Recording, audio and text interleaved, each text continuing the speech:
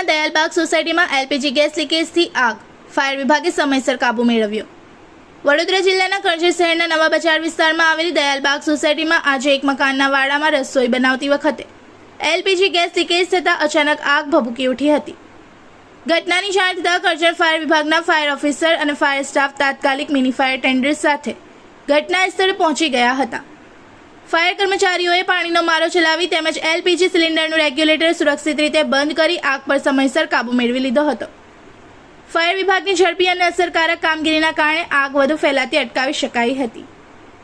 સદનસીબે આ ઘટનામાં કોઈ જાનહાનિ કે ઇજાગ્રસ્ત થવાની ઘટના બની નહોતી।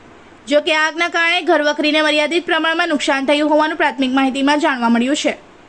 ફાયર વિભાગે નાગરિકોને એલપીજી ગેસનો ઉપયોગ કરતી વખતે ગેસ પાઇપ, રેગ્યુલેટર અને અન્ય સાધનોની નિયમિત તપાસ કરવા તેમજ ગેસ લીકેજની શંકા જણાય તો તાત્કાલિક ગેસ સપ્લાય બંધ કરી फायर विभाग ने जान करवानी अपील करी है।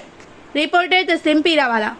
इस वीडियो को लाइक करें, हमारे चैनल को सब्सक्राइब कर बेल आइकन जरूर प्रेस करें हमारी न्यू वीडियो सबसे पहले देखने के लिए।